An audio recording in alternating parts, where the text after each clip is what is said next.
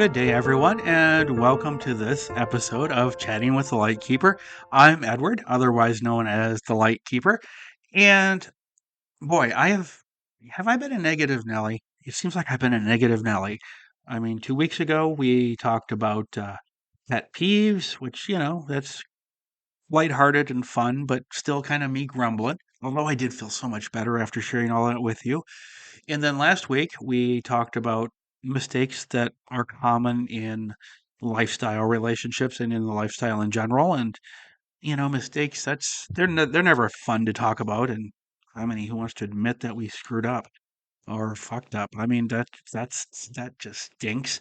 Um, so let's definitely get on the positive side of all this and get into just nothing but warm fuzzy goodness.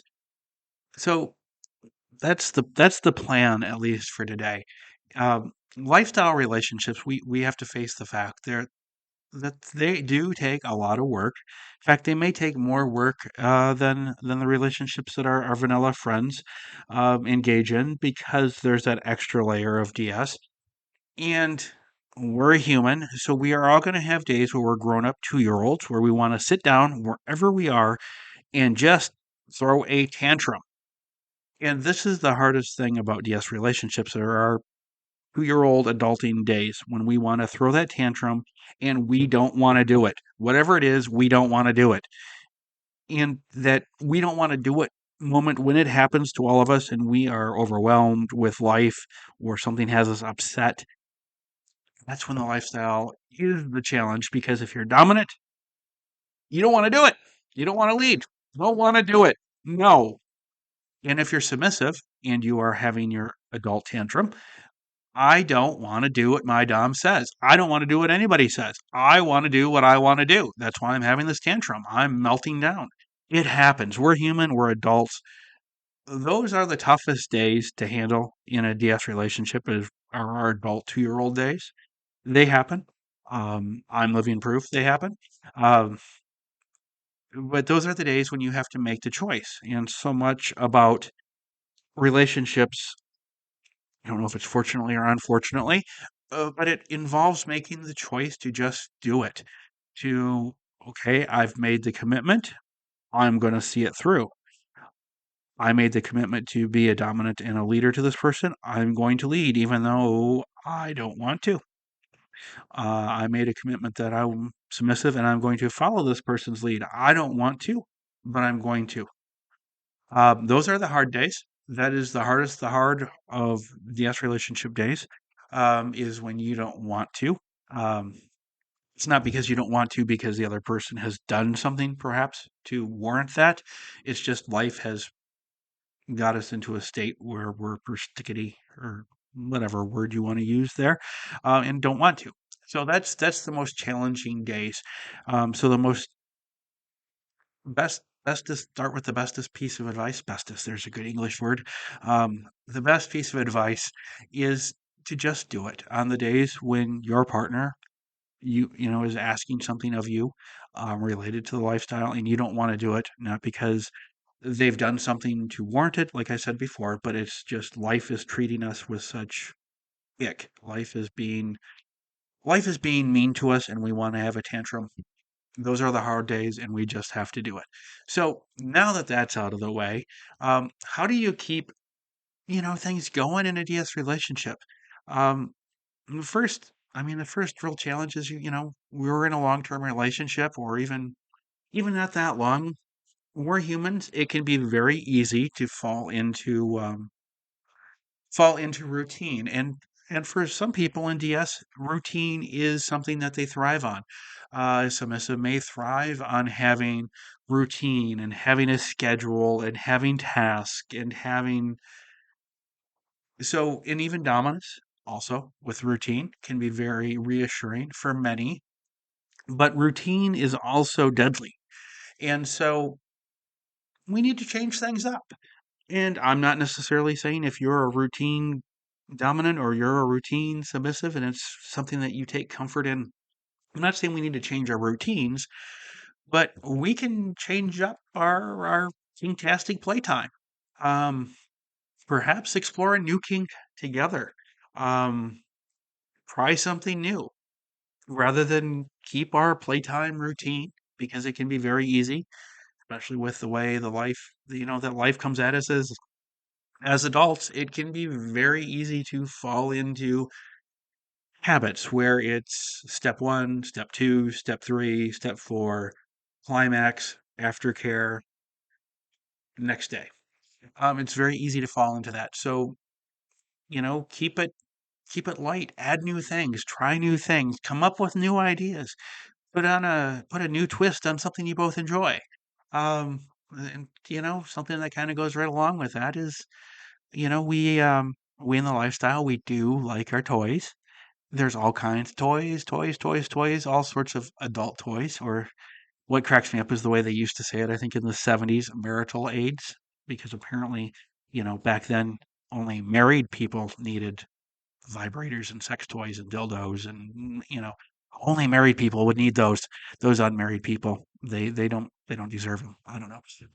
Add some new toys, add some new equipment, try some, if you're trying something new, why not try a new if you like, say, spanking, add a paddle to the mix, see what that feels like. Try something new, spice it up, buy a little new equipment. Besides, shopping with your partner can be fun, especially if it's something that you're gonna enjoy together.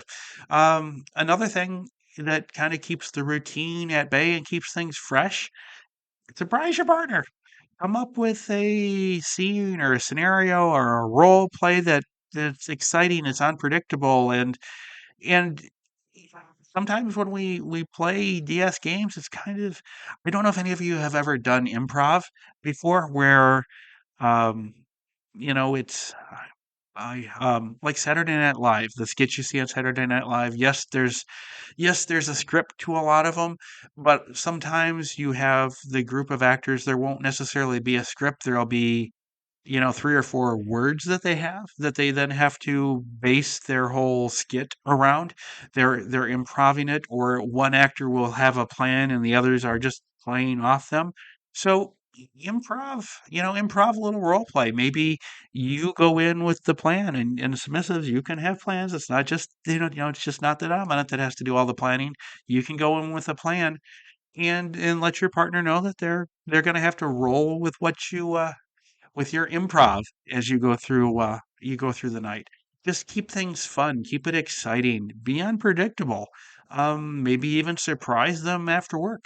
You've done your homework. You know that you know Tuesday night at 7 is a good time. They don't have anything, and perhaps their roommates will be gone. Surprise them. Do something that would be amazing and fun and surprise. Another wonderful way to kind of keep your kinktastic spark going in a relationship is, you know, even if you don't think you're a nerd for being involved in BDSM, you're kind of nerdy because let's face it, we kinky people, we like to learn new skills. We like to talk about new things we're doing. So there's always in communities and whatnot, take a class together. Even if you're in a very remote part of the world or a very conservative place where there isn't a munch near you, or the nearest in-person activity is 3 hours away. Yeah, that's not always that fun, but sit down, do a webinar together, take some online classes, and that's the case, or perhaps read a kinky book. Pick up the new topping book and read it together. Whatever it is, attend a class. And even better, if you can arrange it, go to a weekend seminar together where you will have classes and you'll have social time and you'll be able to make new in-person connections. And you can maybe even arrange it so last one I went to was in Chicago. Let's face it, Chicago, it's the Windy City. It's got some broad shoulders. It's a great place to, like, even if you want to break from all the kinky goodness, there's so much to see and do. When you go to something like that, you can mix your kink love with being a tourist and get some amazing pizza while you are in Chicago as well. But it doesn't have to be Chicago. I mean, it could be St. Louis, it could be Tampa, it could be Houston, whatever, wherever, pretty much every major city is going to have at some point some sort of symposium on a weekend that you can attend. So you can maybe cross something off of traveling to a bucket list town, see the sights, and also keep the kink mojo going in your relationship. Um, Also, another thing that is a great way is to sort of introduce some rituals or protocols into your lives. Whether it's every day. Uh, Typically, you see these more along the lines for submissives, but dominants can add little things as well for themselves. Whether it's a something that you recite before bed, or a ritualistic way that you for example go to bed.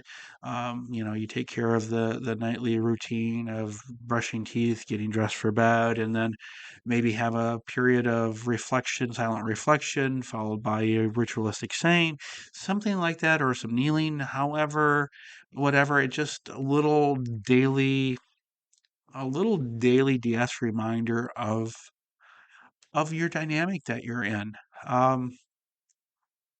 Now, sometimes people say mind games, and it's not in a pleasant way. Like we've all had a partner or somebody maybe we were pursuing for partnership play mind games with us, and it's not fun. But there are fun mind games you can play with your partner, especially within DS. There are a lot of great um, positive ways to mind fuck with your partner. I'm using profanity lately a little bit more with this podcast. So if you were expecting the PG version, I guess it's not happening this podcast or the last one. So I don't know. I rarely swear, but the F bombs are kind of flopping out. So, anyways, deal with it or, your choice. Anyway, enough of that. But yeah, mess with your partner's mind in a good way. It can be a fun way to build up to that unplanned playtime that you're planning for Tuesday. Um, use the sexiest organ we have as humans, your mind, and engage their mind. That goes a long, long way. Um, Another thing that you can do is there's plenty of lifestyle themed art. You can even find old art out there. Like you look back at some of the sculptures, say from India, and you can see fun, I don't know, fantastic things in sculpture and in literature. And of course, it's on media. So you can share this with your partner. You can, take a trip virtually now to a kinky art museum, if you will, or sit down and have BDSM movie night rather than just have your regular movie night. You can throw in a little kinky cult classics. Maybe sit down and watch The Secretary together, and then afterwards role play secretary and powerful attorney. Uh, or if you're just a James Spader fan, you can just I don't know, role play one of his movies. Just a couple of thoughts. Um, Another thing, if you're living with your partner, set up a room in your house. Put a nice hefty lock on the door so perhaps you have children. That way, the children know that that's a grown-up storage room or whatever you want to call it. The room where mom hides all of her electric air cleaners. I don't know what you want to call it, but maybe set up a play space in your home that is dedicated to BDSM with your partner. It's not something that obviously you have to show all of your house guests, but you can have your own kind of kinky play space. Have your house with the white picket fence with the kinky dungeon in the basement. The neighbors won't have a clue. And it will be something that'll be fun and sort of, rather than having a man cave or a she shed, you can have your kinky room. I don't know what you would call it. I almost said naked room, but that brought to mention the I can't think of the Matthew McConaughey movie where Terry Bradshaw had a naked room. And yeah, trust me, I don't think any of us want to see Terry Bradshaw naked. Um, well, I'm sure there's somebody who does. Let me take that back. I'm certainly there is. Be like wanting to see me naked. That would be better because no one wants to see that. So, anywho, create a space in your home or where you reside where it's your kinky space. Even if you just go in there to watch a kinky movie together. It's your kinky together space.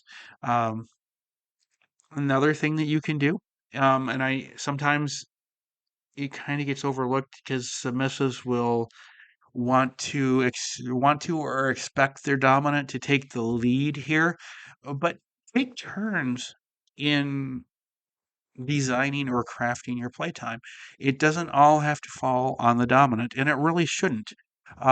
Take turns with it. Not only will what your partner comes up with be clues perhaps to a budding fantasy that they're working on or have percolating in their mind, but it's a great way to connect. And really, it doesn't have to always be the dominant that comes up with the idea or the dominant that pushes to set aside time for play. Speaking of setting aside time for play, do that. Set aside time for play. Life gets crazy busy. So, yeah, make a play date with your partner specifically for naughtiness, whatever works for you, but create the time to keep the kink going in your relationship. So, definitely do that. Experiment with all sorts of different ways of doing things. If you are, for example, into being tied up with silk scarves, perhaps, but you've tried traditional rope and it's too coarse and irritates your skin. Well, maybe try uh, something, I don't know, more, try another material, another type of scarf, or whatever it is that trips your trigger. Try different variants of things you enjoy, that will help keep things kind of fresh and new. And, if something doesn't work, well, you tried it, move forward. Uh, Another thing that might kind of sound surprising, um, it's something that the first time I had a friend say that to me, I was like, "Wait, what? What did you just put what and what together?" But mindful BDSM. Now, we all practice, well, we don't all practice. That's a mistake to say that. We all should practice mindfulness. Mindfulness, it really helps us be present in the moment. And we as humans, we need to do that. But we can also bring that same mindfulness to our kinky relationship. And it's very easy to overlook, but we can practice mindful BDSM. And it's so important, especially if you are living with or even building a partnership. Be mindful. Be mindful with how you practice the lifestyle.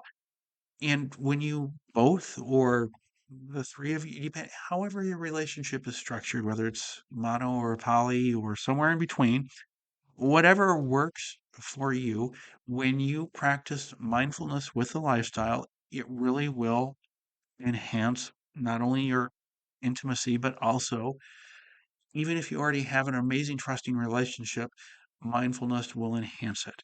So think about adding mindfulness to how you get your kink on. It might seem kind of strange to you, but try it. And I think you will be surprised. Another fun little thing to add um, is if you're not already or you haven't already, consider experimenting with orgasm control. It can be a fun way to tease, arouse, and kind of get your partner into, eagerly anticipating what's coming next. Um, it's something that is not for everyone, but if it's something that you think you might be, go for it. Um, we talked about going away to a BDSM event, but most of us do live in non-rural areas. We are an urban society for the most part around the world now. So go as a couple or a throuple or whatever. Go as your BDSM partnership.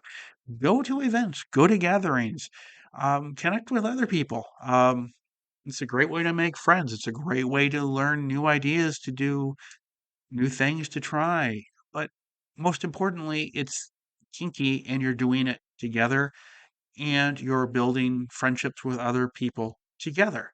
Um, so, getting back to trying new things, um, let's say that you're into spanking, a very common thing and probably something that I mention here all the time, probably because I'm into it. Um, But add some okay, you're into spanking with your bare hand. Try a flogger or maybe you've taken some classes, got some knowledge, and try it with a cane. Now I know when you people say you hear caning, you think extreme. At least that's what at least pops to my mind. But remember, even though the implement can do, a cane can leave some severe marks and be very painful. And for some people that's their mojo. You can also do it where it's not that severe, but you enjoy the implement. So experiment with different implements. And just because an implement is something that is kind of equated with being very painful or perhaps extreme, doesn't mean you have to wield the implement that way. But once again, with any type of new addition to your play arsenal, make sure you fully understand what you're going to do with it, or if you're going to have it done to you, that you understand how it should be done safely. So there's that. And sorry for the little disclaimer on the safety, but it has to come up. That's just me being me. Um, so in addition to adding something there with the impact play, we can incorporate some sensory play. Perhaps add a blindfold. Blindfolds are fantastic. And even as a dominant, you can wear a blindfold. You can still be verbally controlling what is happening to you. You just are having to take it all in as how you are feeling, hearing, sensing, just using all your senses but your eyes, but you're still in control. So it's fantastic. You can add some sensory play or it's summertime here in my neck of the woods, and according to the heat index, it feels like 90 some degrees. Um, Great time for a little temperature play. Maybe add an ice cube to the mix. Cool things off while you heat things up. Um, Speaking of ice cubes, just don't stick them inside places where they're not supposed to go.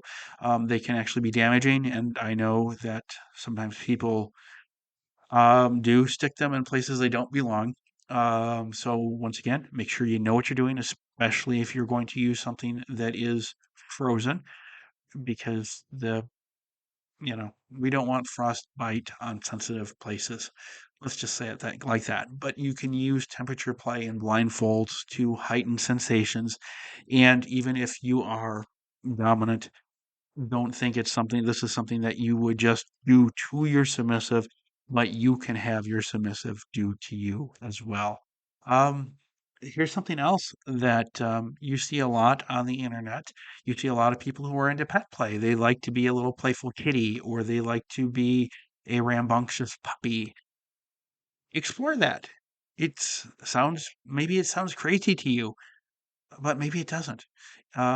Be a fun thing to just try out. Uh, so, it, you know, crazy, crazy to some, fun to others. Um, you see more and more people who are into it. So give it a try. Maybe you'll discover it is for you. That you enjoyed being that playful little kitty cat, or that you enjoyed taking your bee for a walk. It's It sounds like the first time I heard it, I was like, "Are you really?" Just was like, I was shocked. But when I've seen how people enjoy it and the people find it a home and how it it really fits nicely within DS. I mean, if you think about it, dominant and submissive, you have, pet owner and you have pet. So it's very, very dominant and submissive. So perhaps you'll like it. Don't knock it till you try it. And then, of course, there's bondage. There's all sorts of ways you can tie up somebody or be tied up. Just once again, understand what you're doing if you're going to do it. But you can add that in if it's, or try new things. Take a class together on how to do it more effectively, or if you want to try some suspension types things, definitely take some classes. Great thing to do together as a relationship to keep things going and exciting. Um, Another thing that a lot of long-standing couples do or relationships do. I've got to break the very vanilla habit of saying couple because the relationship world is definitely, especially in the kink, is so much more than just couples. Um, and is to engage in tasks or assignments. And these don't have to always be kinky. They are something that you often see where dominants will assign a task or an assignment to their submissive partner. And these are a great way to incorporate DS into a more daily part of the life. Perhaps it's a writing assignment or it's a journal that the dominant dictates a topic, the submissive writes, and then it gets discussed. It's a great way to bring the dynamic into a daily part of the relationship's life, and the more you can reinforce the dynamic, especially with the way life tries to snuff it out. It's fantastic. Um, there's something that I am personally not a fan of, but it works for many people. So I want to chat about it here. And you will see couples. I did it again. Sorry, apologize. You will see DS relationships where they will add a contract or an agreement.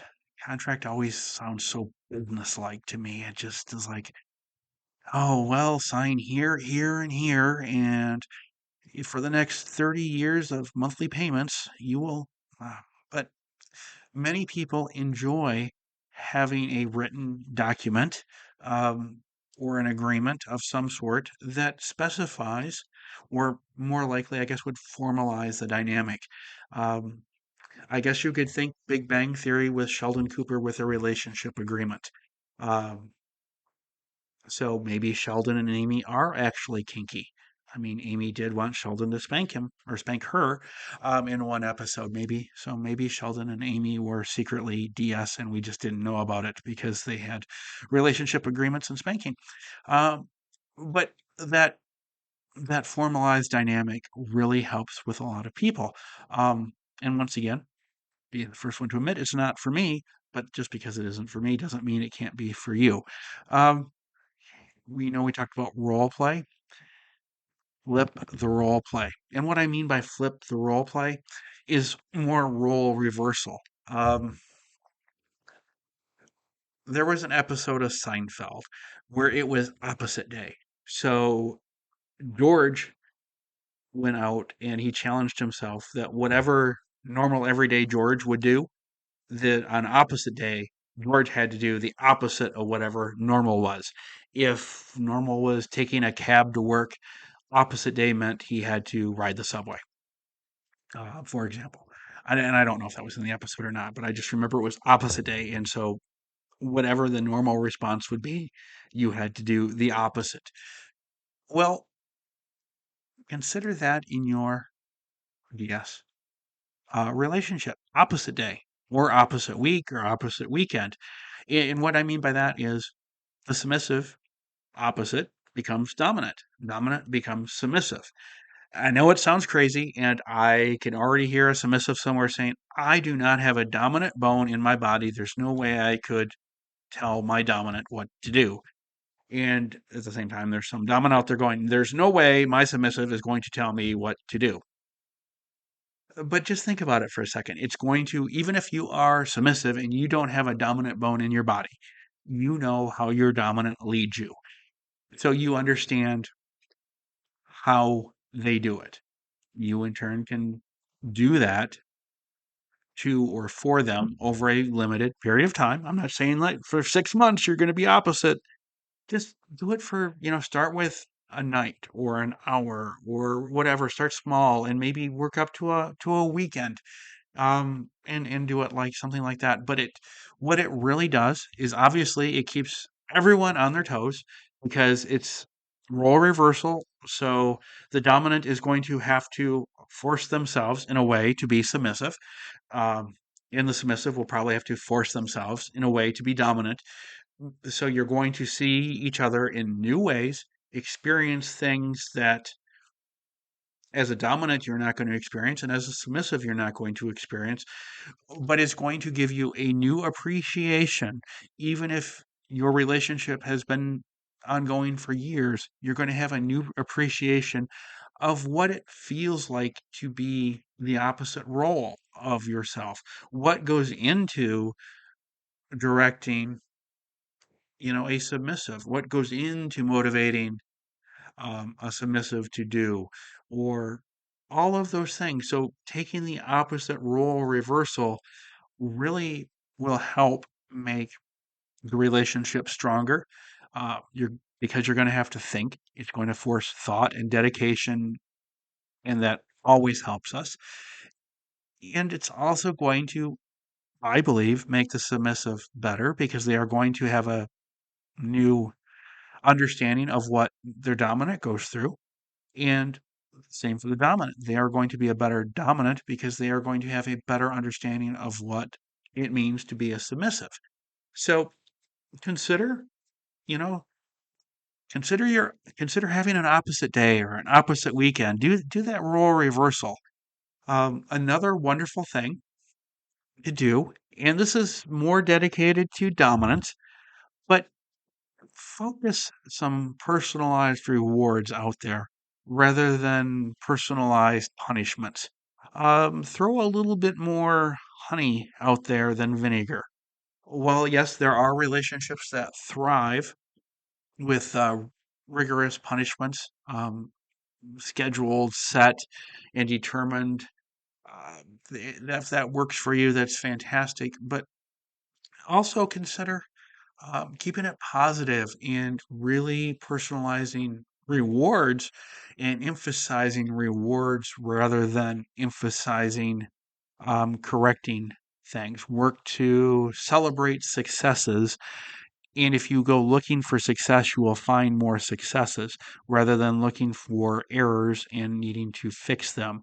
So focus your relationship on success with rewards, and you will find it grows positivity, and that positivity will grow you together and keep the spark going because there's always something new to achieve and always a new idea for a reward to motivate. So do that. Also, never stop putting in the work. I know we talked at the very beginning about the challenges of the relationship, but we have to keep working. We have to keep working to learn new ways as a dominant to lead, new ways as a submissive perhaps to make their dominant happy, or a new way to do that thing your dominant loves. Whatever it is, put in the work in the relationship. Never stop working with and for your partner.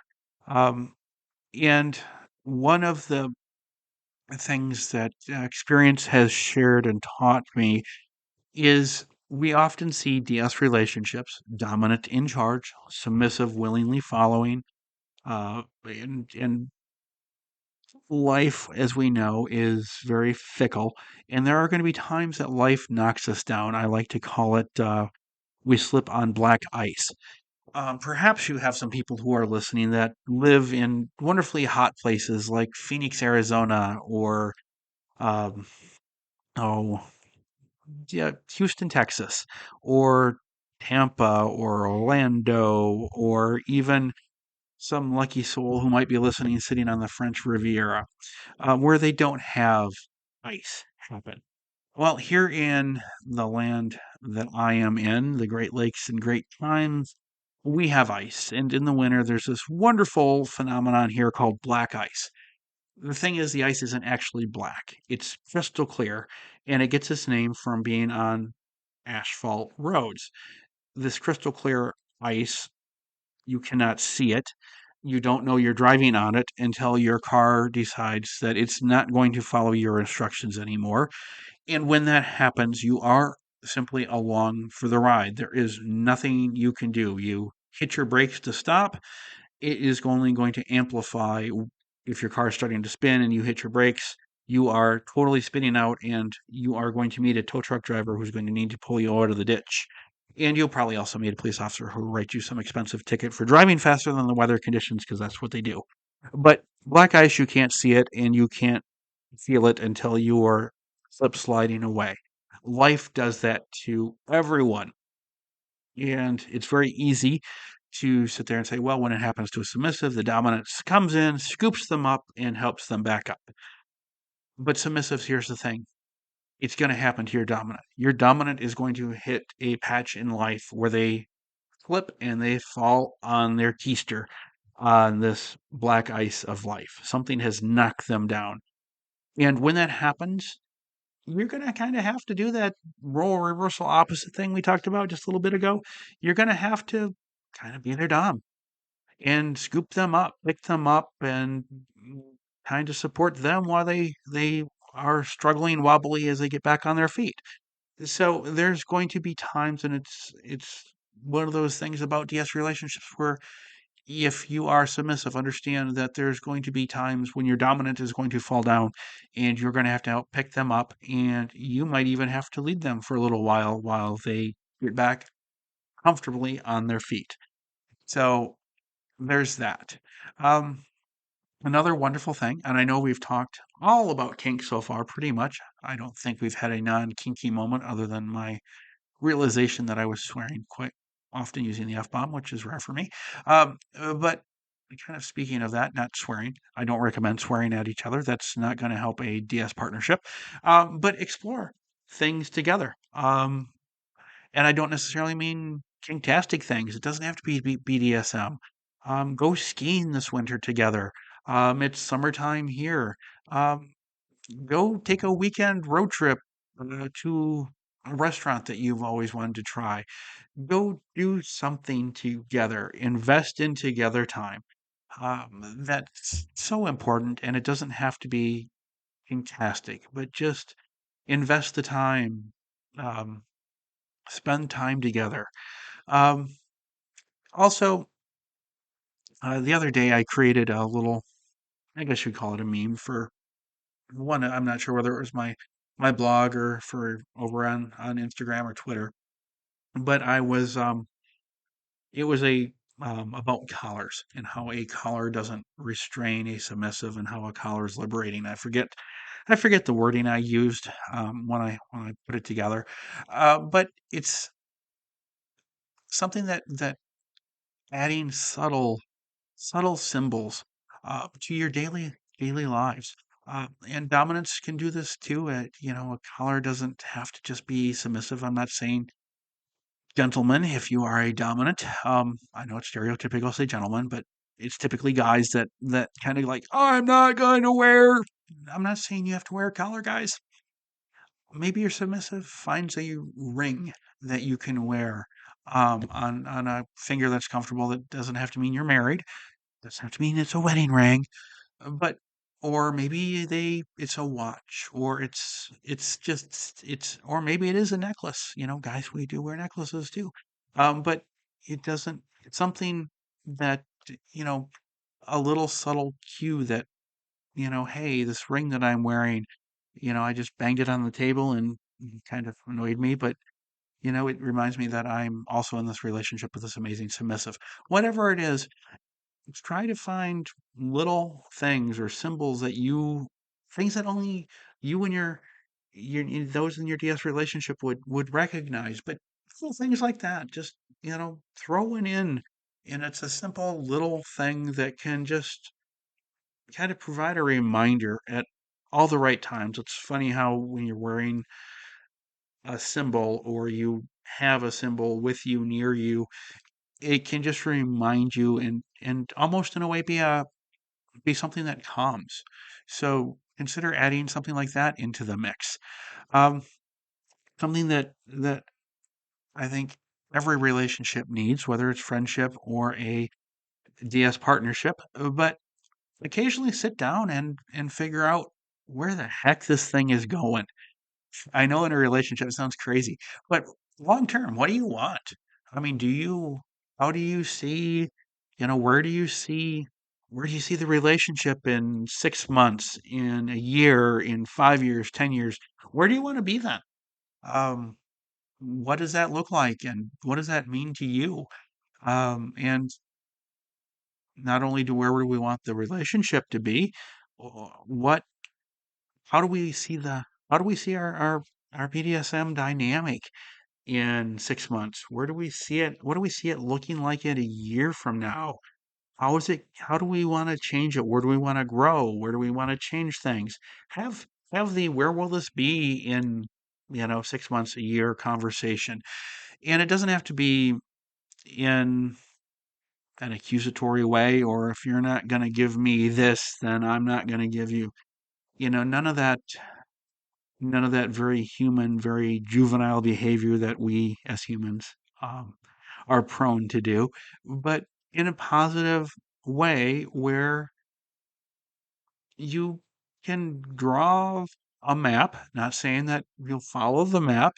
Life does get to color some of the lines too, and life is very fickle. So, but it's great to have a plan, and it's great to have goals, and it's great to want to be in certain places at certain times, even though they very well could change. But it's important to have that conversation, and it'll help everyone involved feel closer and feel good that they know where it's a good feeling in life where you when you know where you're going, unless it's a predetermined road trip to nowhere. But those have their own special places. But a relationship isn't something where you should be feeling that you are unsure of where it is going. Um, and every so often, as we were just talking about road trips. Boy, I almost sounded like Scooby Doo. Road trips. They need a vehicle. You need to have a vehicle to get on the road to take your road trip. Because if you took a plane, it'd be a plane trip. If you took a train, it'd be a train trip. So you're taking a road trip. That means you need a car. Cars need maintenance, and relationships occasionally need maintenance too. Believe it or not, even that relationship that you look at and you say they are the perfect dom sub relationship, or you know it's amazing, they don't have any problems. Odds are they do, you just don't see them. But we all need tune-ups. We're all like a car. We all occasionally need to see a mechanic and get our oil changed. I don't mean that in a sexual way, but we all just need tune-ups. So something to consider is go to couples counseling. See a therapist. If you live in the United States, Google National Coalition for Sexual Freedom. You go to their website, you can find a whole smorgasbord of lifestyle friendly professionals. And the beautiful thing with the internet now is you don't have to be in the same city as your counselor or your, I don't know, your therapist or whatever you want to call it. But it doesn't hurt to have a unbiased third party to talk to, or to bring a fresh perspective, or bring ideas to something that might be a sticking point in your relationship. Have those relationship tune-ups. Um, it's not something that you have to tell the world, because caring for our mental health with therapists and therapies is still taboo for so many people. But do it. Occasionally, even in the best relationship, go out there and have a relationship tune up together, because relationships are hard work. And just because we've decided to be kinky, it allows for us to be ourselves, but it also makes things harder for us because there's an extra layer to our relationships that our vanilla cousins don't have. So I hope that some of those ideas help you in your current or your next lifestyle partnership. Keep things fresh, keep things upbeat, and keep things motivated. And we are done with the Eoring on the podcast for a while. The pet peeves and the things that go bump in a DS relationship. We're through those, and so we are now on to the positivity. And like I said, I hope that everyone found something here today that will help their current or their next lifestyle dynamic be simply amazing. And with that, I want to wish you a fabulous week. I look forward to chatting with you again soon. And no matter where you're listening, please click that follow button so you're always notified whenever the latest episode of Chatting with the Lightkeeper comes out, which, by the way, is every Tuesday, bright and early in the morning. That's Eastern Standard Time. That would be New York City time. For those of you listening around the world who have no idea what I'm talking about when I say Eastern Standard, that'd be New York City time. So, bright and early New York City time on Tuesdays, the new episodes come out. So, hit the follow button, and I look forward to chatting with you soon.